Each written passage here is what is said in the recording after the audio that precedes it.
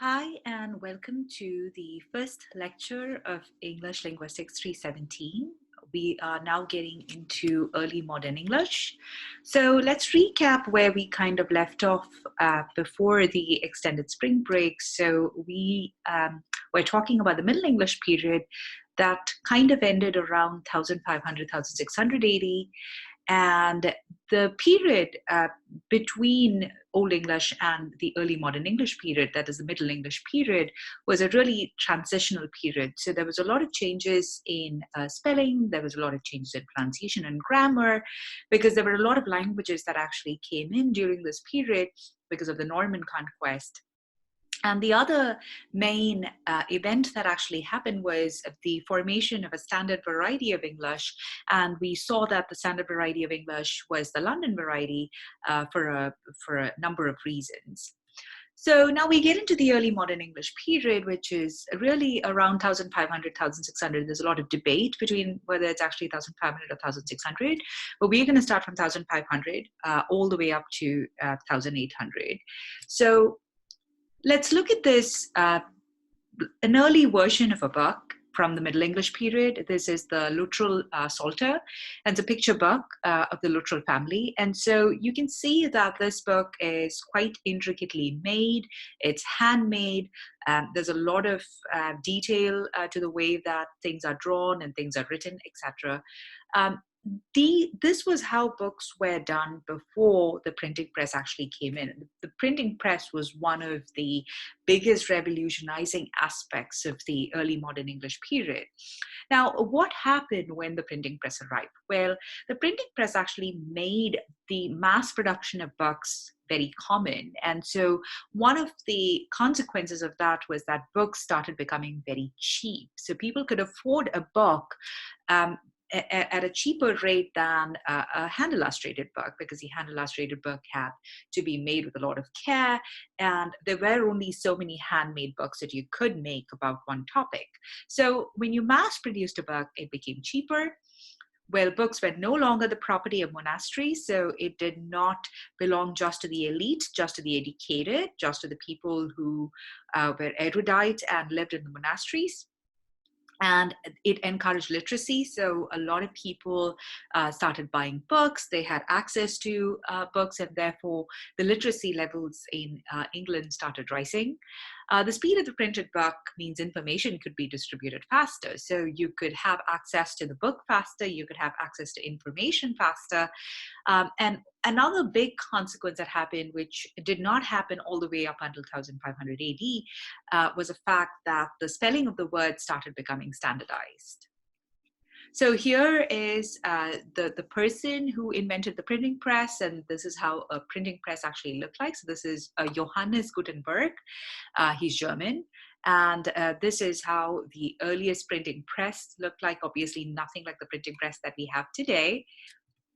And this is one of the most popular books that has been printed using the printing press. This is the Gutenberg's Bible. So this is a version of the Bible that Gutenberg actually started printing, the translation that he preferred, etc. Now, about 180 copies of the Gutenberg's Bible have been printed, and a lot of the copies have been lost. So the British Library has 2 complete copies of the Gutenberg Bible and a small but important fragment of a 3rd copy. But we believe that only about 48 copies of the book still exist, and the rest are kind of lost. The beginning of the early modern English era is really when the Tudor Dynasty comes into power, and the Tudor Dynasty starts to rule England. So this is about 1485, roughly about 1485. And this is when you start to see the rule of Queen Elizabeth, and Queen Elizabeth I, and she was notably famous in creating a lot of resources and wealth for England at this point. So it was around this time that the Catholic Church in England kind of rise of the Catholic Church in England came to an end. And so it was a time of great change. There was a lot of changes that happened at this point, and the Tudors were also quite flamboyant, and they lived life like that. So there was a lot of changes that happened in the society of England at this point. That's why it's called the Elizabethan Age. What happened under the Tudors in England? Well, England started becoming really powerful under the Tudors, because up until now, like I said, the English people did not have very much power, because they had always been under the rule of somebody else. But now that the Tudors took over, England started becoming a superpower. England started becoming a world power. And what happened was, well, they started becoming a peacemaker between France and Spain, etc. So they really started to kind of put the beginning stages, or put the seeds for colonization that was, going to start around this time. But they really started doing that, and that's when England started becoming a world power. Literature was again, obviously, it flourished because of the printing press. And one of the main publications in this time was Edward Spencer's Shepherd's Calendar in 1579. And the literature period, the great literary period, kind of ended with the death of Elizabeth I, and that was in 1603.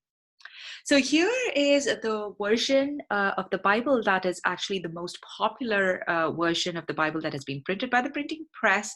This is the King James Bible, and was published in 1611, and therefore it's considered as, early modern English.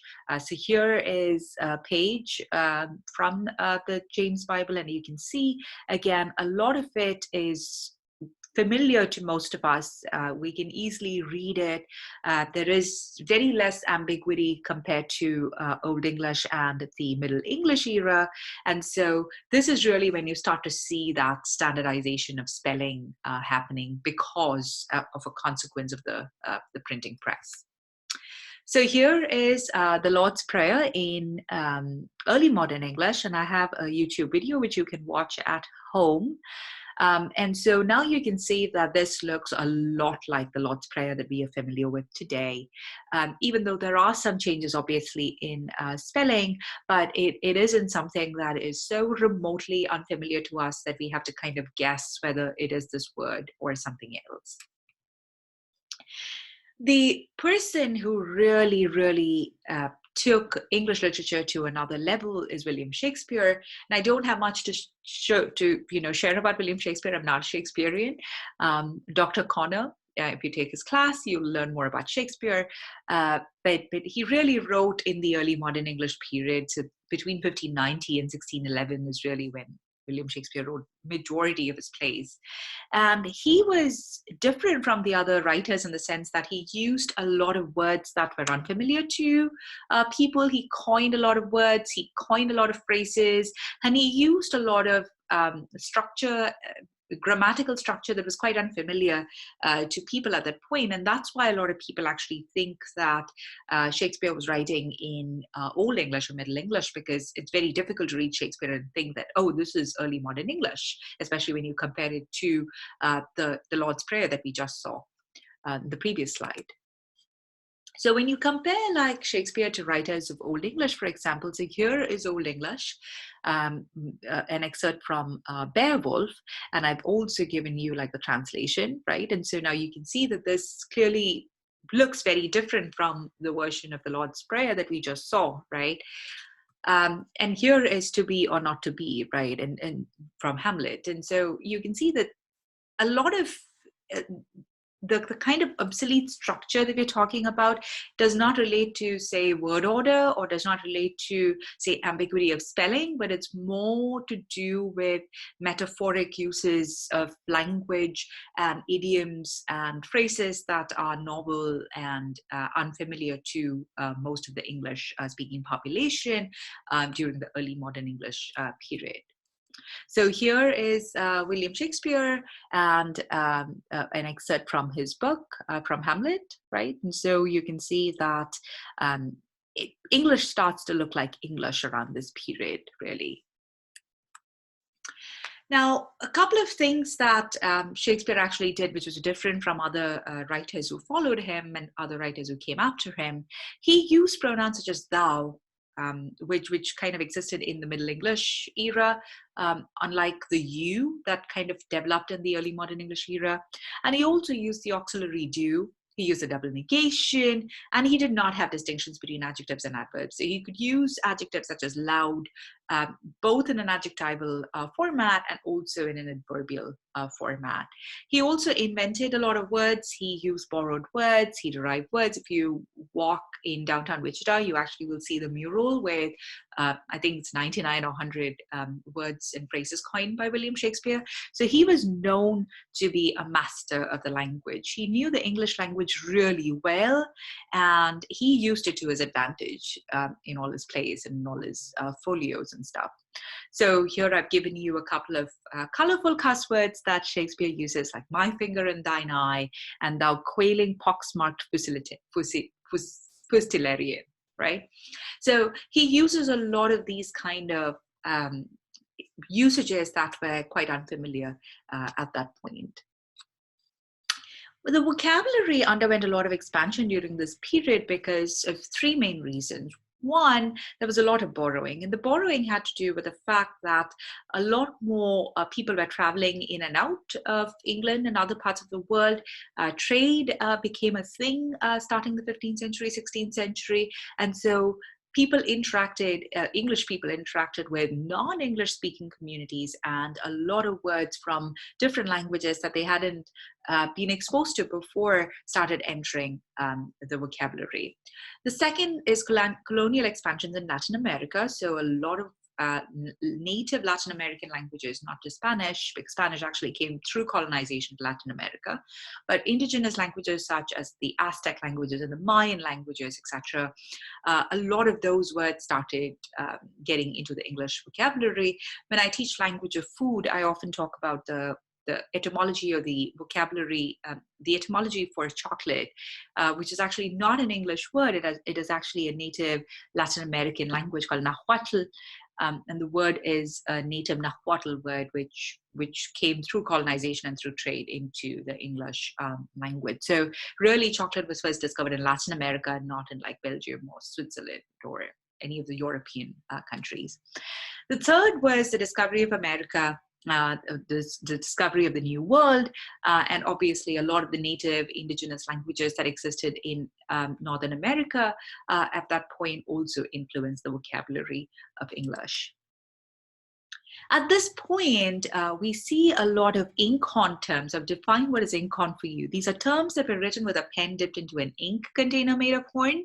And the reason why they were called ink-on was basically a lot of these words were used in writing, but they were not used in speech. And we have words like that even today, that words that we are so familiar with that we use it when we write an academic paper, but we will not be using it when we're speaking with a friend or with family, etc. A lot of these languages that English borrowed from, a lot of these ink-on terms actually belong to some of these languages. And these were French, well, French from, obviously from Middle English as well, but also Spanish, Portuguese, Celtic, Scandinavian, Italian, German, and Yiddish. And obviously, a couple of these languages overlap with languages that already existed in the English vocabulary from like the Old English and the Middle English era, but also obviously the languages changed. So, you know, we're talking about language change over a period of time. The reason why the spelling underwent a reformation was because, well, the printers wanted to stick to one spelling because they didn't want to have that ambiguity. And they actually wanted to respell a lot of the words etymologically, right? And so the printers actually prefer to stick to one spelling across the board for all purposes. And so there was really a tug of war between the scholars and the printers at this era. So here are some of the substitutions and some of the changes that the printers actually made. They often substituted the thorn symbol with the Y. So you often see you all was written as Y and E in early modern English orthography. A lot of superscripts were used to show abbreviations. So you have Mr. with the R written as a superscript, or General with the L written as a superscript. And that meant that this was an abbreviation and not the full version of that particular form. You and we were still interchangeably used, something that we kind of continue seeing until like the late modern English era. And so was the vowels, the E and the semi-vowel, the year. And the h was retained in spelling, but it had no consequences for pronunciation because very often you don't pronounce the H at the beginning of a word, for example. Etymological respellings were also common in this period. So a lot of these spellings you can see with like debt, doubt, right, indite, subtle, etc. So these were cases of etymological respellings from like the Middle English era.